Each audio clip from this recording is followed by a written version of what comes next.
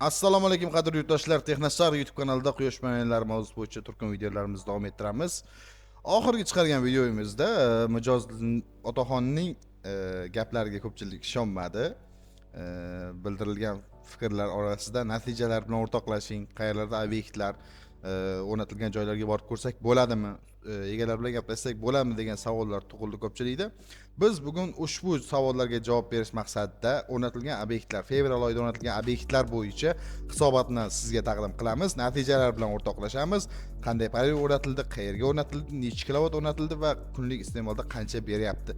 Aniq faktlar bilan ushbu videoni oxirigacha ko'rsangiz bilib olasiz. Barcha negativ savollar yoki ijobiy savollar javoblarga ushbu videoda siz yechim topishingiz mumkin bo'ladi. Videoni ko'rishdan oldin like bosing, obuna bo'ling, kanalimizga obunachilar 10 mingtadan oshsa, xudo xolasa katta chegirmani e'lon qilamiz. Obyektlarga asosan Jinko brendiga mansub panellardan foydalanganmiz, shuningdek Longi, Tangve brendlariga mansub panellardan foydalandik. Inverterlar bo'lsa Deya, Gravat inverter brendlarga tegishli bo'ladi. Demak, boshladik. Ushbu video davomida siz obyektlar va ularning natijalari bilan qisqacha tanishib o'tasiz. Mana qo'yilib bozorida skladlariga 50 kilovat qo'yildi. Flex Energy firma tomonidan sistema qo'yildi.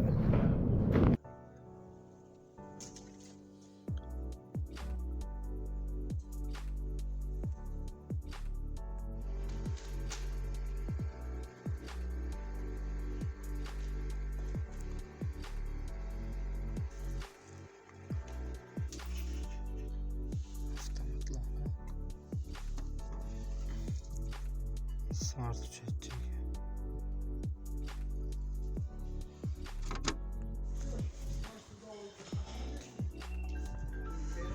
15 kilowatt.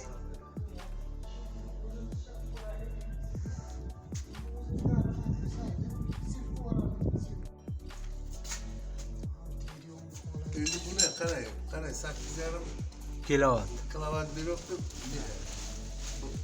Kuniga beryaptimi, soatiga beradi. Pastdan ishlab beradi. Soatiga. Shunga qarang. Ya qarab qarang. Pastga. Pastga.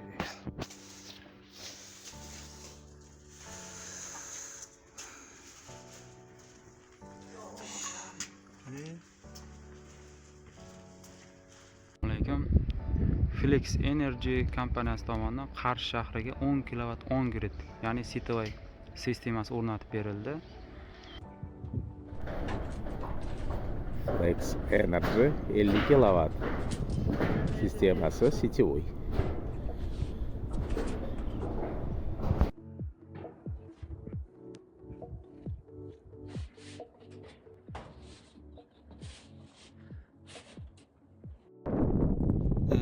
Assalomu alaykum. Flex Energy kompaniyasi tomonidan 20 kilovatli quyosh panel sistemasi o'rnatilib berildi. 15 kundan beri ishlayapti. Hozirgacha 1 megawatt elektr ishlab chiqardi. Ba'zi kunlar 100 kilovattgacha elektr energiyasini ishlab chiqaryapti. Ba'zi kunlar hozir fevral oyi bo'lgani uchun tuman kunlarda kam ishlab chiqaradi. Kuniga taxminan 20-30 kilovat tuman bo'lganda, chunki tuman bo'lgan vaqtda quyoshning nuri deyarli quyosh panellariga tegmaydi. Shuning uchun havoga qarab yaxshi havoda, lekin zo'r ishlayapti. Soatiga 19-18 kilovatgacha chiqdi. Shuncha berishgacha chiqdi quyosh zo'r bo'lgan vaqtlarda. Shu mijozda mana maksimalniy pik vaqtda o'zi 20 kilovat obyektda 20,72 kilovat soatgacha yetgan. Eng pik vaqtida fevral oyida. Natijalarga o'rtoqlashsak, o'rtacha bir kunda 90 kilovat, 105 kilovat atrofida kunlik, 98,4 kilovat bir kunlik ishlab chiqarish quvvati bo'layapti ushbu obyektda. 20 kilovat obyekt 98,4 kilovat ba'zi kunlarda chiqaryapti. 17 kun davomida esa umumiy qor, yomg'ir, bulutlarning hisobiga umuman 1 megawattdan oshiq chiqargan. Bu juda ham yaxshi natija hisoblanadi. Assalomu alaykum. Flex Energy uchun maxsus. Xo'p, 28 kilovatli 10 grid sistemamiz ishlab turishi. Hozirgi vaqtda soat 14:38 ko'rsatmoqda. 20 kilovat beryapti. 21 kilovatga chiqyapti уже. 22 kilovatgacha beryapti. Kun bir bulut, bir quyosh chiqib turibdi. Normalniy.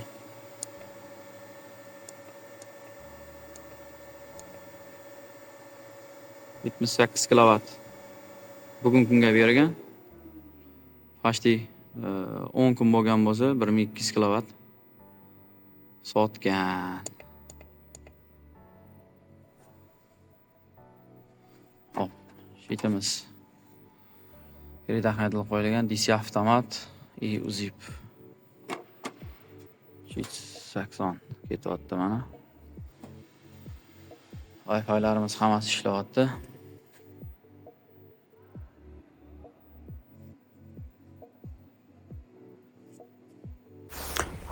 Assalomu alaykum.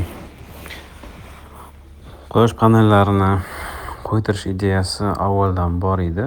Endi o'zimiz injener bo'lib shu sohada yurganimiz uchun buni foydasi bu quyosh charaqlab turgan, tarqab turgan tekin energiyani elektr energiyasiga aylantirish fikri, shuni olish fikri azaldan bor edi, lekin o'zimizda hali bu sohada bir qonunchilik yoki bo'lmasa bir rivojlanish bo'lmagani uchun juda qimmat bo'lgan. 2014-yillarda 20 kilovatga uyga hisoblatganimizda $20,000 dan ziyodroq chiqqan. Endi bugunga kelib bu narsa trend bo'ldi.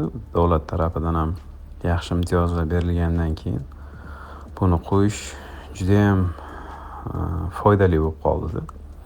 Shuning uchun birinchi marta o'zimizga tekshirib ko'rish uchun 10 kilovat uyga o'rnatishga qaror qildik. Mana shu Flex Energy'dan 10 kilovat o'rnatib, endi hisob-kitobini gipotetik hisob-kitobini chiqarganmiz. Kuniga 25-30 kilovatdan chiqarsa juda yaxshi deb. Fevral oyida o'rnatgan bo'lsak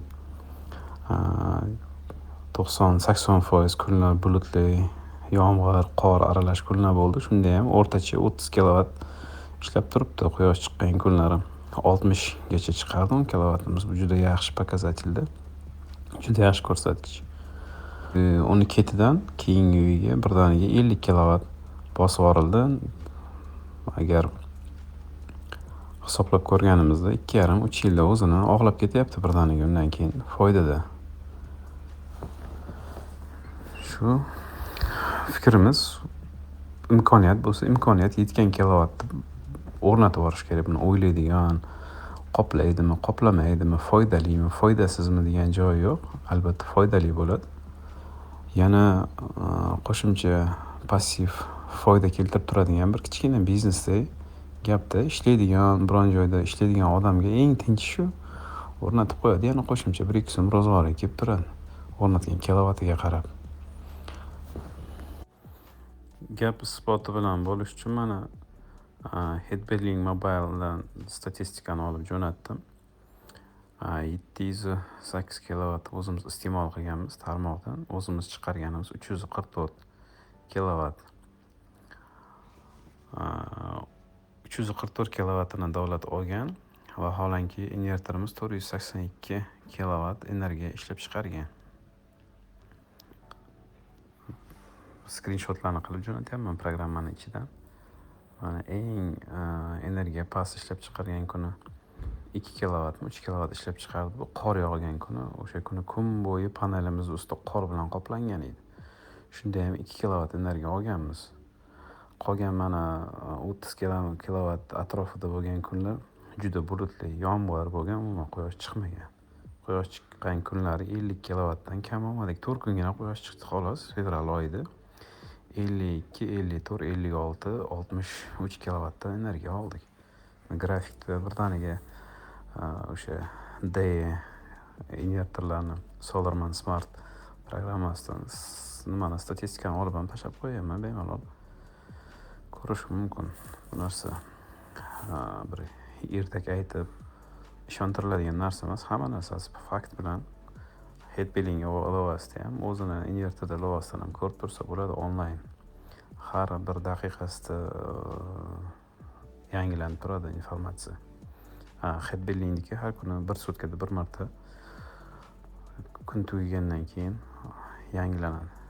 Kunba kun ko'rib turish mumkin. Hamma narsa ochiq oydinda, yashirilib nima qilinadigan joyi yo'q. Demak, qisqacha obyektlar va fevral oyidagi obyektlar va ularning hisoboti bilan natijalar bilan sizlarni qisqacha tanishtirib o'tdim. Mijozlarni o'zlarining jo'natgan fikrlarini ham eshitdingiz.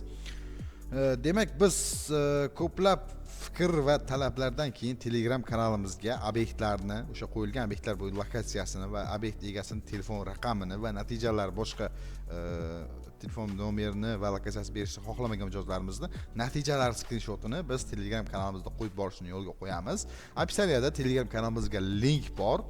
Bemalol kirib Telegram kanalimizga obuna bo'lib qo'yasiz. Biz mana shu videodan chiqqandan keyin o'sha ko'rib bo'ldingizmi, demak biz natijalarni qo'yib qo'ygan bo'lamiz. O'sha obyektlarning lokatsiyasini, telefon egasining telefon nomerini va boshqa ma'lumotlarni berishni xohlamagan mijozlarimizning natijalarini skrinshotini biz Telegram kanalimizga joylab boramiz. Barchangizga ushbu videoni ko'rganingiz uchun rahmat deymiz. Kommentda o'z fikringizni qoldiring. Qandaydir yana savol tug'ilgan bo'lsa, biz keyingi videolarda javob berishga harakat qilamiz. Xudo xolasa va bugungi ayyom, juma ayyomi va kelayotgan Ramazon, muborak Ramazon oyi bilan barchangizni qutlaymiz. Oilangizga tinchlik va xotirjamlik, sihat salomatlik tilab qolamiz. Kanalimizga obuna bo'lib qo'ying, like bosishni unutmang. Ushbu Ramazon oyida biz katta chegirmalarni e'lon qilishni rejalashtirib turibmiz.